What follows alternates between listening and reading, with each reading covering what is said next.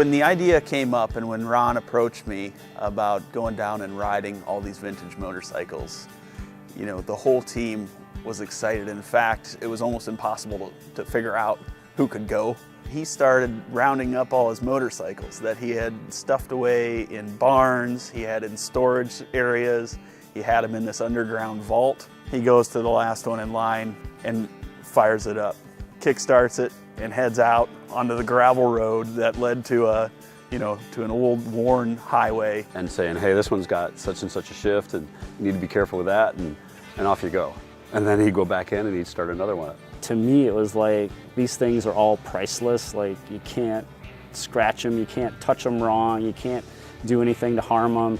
And he's treating them like they're popcorn. He's just like starting them up and saying, here, go ride this one. Like, seriously, I get to go ride this? And he just started starting bikes up and just handing us bikes. And he just kept rolling bikes out and we kept riding off on them. Everyone that you got on was completely different. They had so much character when you actually got to ride them and interact with them and kind of meet them in person. These bikes we rode were non-restored, so they're just as they were. So when you're riding it, the sound, the feel, the vibration, you just felt like you were back in the day. You have to throw some of the conventions that you've come to accept, like a right-hand throttle out the window, and to try to get that right hand to stop, and I'm going to use the left hand. A left-hand throttle, a right-hand ignition, a right-hand shift. Suicide clutch, and we don't know the shift pattern. Probably never even touched an Indian before that, and then to get to ride one, it's just like, this is so cool. One of the first impressions for me was to realize how low and how horizontal, and how the seat was almost the same level as the tank, it was almost the same level as the triples,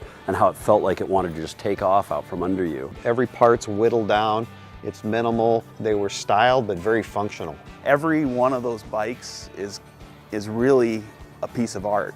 You know, some of those design insights didn't come until I swung a leg over and started to, experience it and ride it. And there's so many things that happen to me when I get to interact and when I get to compare it and have those bookends of those other bikes around it. My knowledge went up another level about those engines and about what I wanted to do. All that changed so dramatically after we did that ride. The part that we want to carry forward with the new Indian motorcycles is really that feeling that you experience when you're riding the bike. If we don't get the engine right, it doesn't matter what else we do. The engine is the single most important thing in a bike. Because it's a motor cycle. You take the motor and you wrap the bike around it, and that's what a motorcycle is. I feel pretty confident that people are going to look at it and they're going to say, wow, I see why it's an Indian.